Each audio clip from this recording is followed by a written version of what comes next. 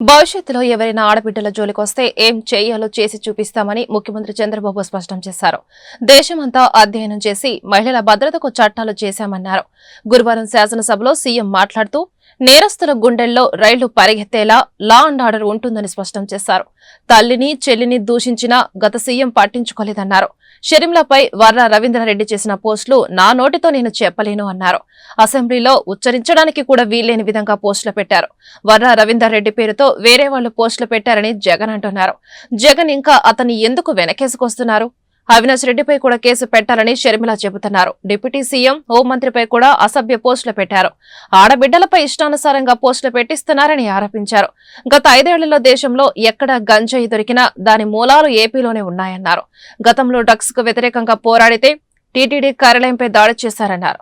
గతంలో గంజాయి నియంత్రణకు చర్యలు తీసుకోలేదన్నారు. రాష్ట్రంలో ఏం నేరం జరిగినా దాని వెనక గంజాయి బ్యాచ్ ఉంటుందన్నారు. ఇకపై భూ కబ్జాలకు పాల్పడితే జైలుకే అని చెప్పారు.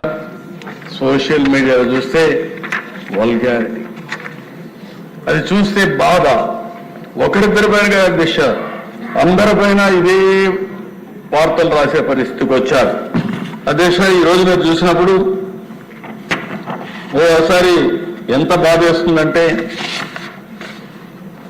ఒక బాధ్యత కలిగిన రాజకీయ నాయకుడు ఎవరైనా కావచ్చు, ఏదైనా ఒకప్పుడు నేను చూస్తే ఒక చిన్న విషయం విమర్శ వచ్చిందంటే చాలా కాన్షియస్ గా ఉండేవాళ్ళం. పేపర్లో ఒక చిన్న ఆర్టికల్ వస్తే ఆ ఆర్టికల్ పైన మదన పడి ఇమ్మీడియట్ గా కౌంటర్ చేసి మనం డిసోసియేట్ అయ్యేవాళ్ళం. ఒకప్పుడు దిశ మీరు కూడా ఉన్నారు. నేను తెల్లవారితో నిద్ర లేసి రాష్ట్రంలో అన్ని న్యూస్ పేపర్లో వచ్చే ఆర్టికల్ చూసుకొని 6 గంటలకు సమీక్ష చేసి అక్కడి నుంచి అధికార యంత్రాంగాన్ని ఉరికి తెచ్చిన పరిస్థితి. దాంతో ఒక భయంగా ప్రతి ఒక్కరు పనిచేశారు. ఈ రోజు మనం చూస్తే సోషల్ మీడియా చూస్తే ఈ రోజు ఎవరిపైన ఏ ఆర్టికల్ వస్తుందో ఏ ఫోటో వస్తుందో చెప్పలేని పరిస్థితి.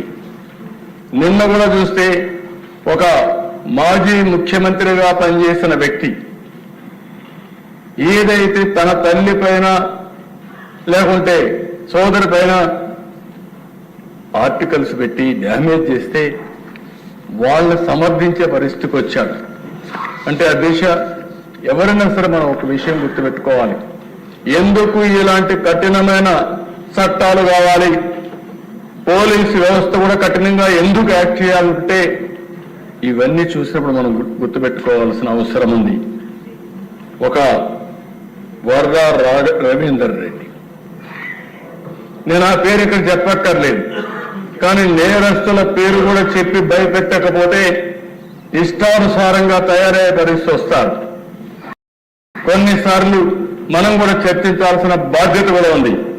అతని మీద వైఎస్ఆర్కు పుట్టిన బిడ్డ కాదు, వైఎస్ విజయమ్మ బిడ్డ మాత్రమే. ఇంకా ఉండేటి నేను చెప్పలేని అధ్యక్ష. ఏం చెప్పాలో నాకైతే అర్థం కాదు. అది నా నోటితో నేను చెప్పే విషయాలు కాదు. ఉచ్చరించడానికి కూడా ఈ అసెంబ్లీలో మంచిది కాదు ఎలాంటి ఆర్టికల్ అధ్యక్ష. అలాంటివన్నీ నిన్న మాట్లాడుతూ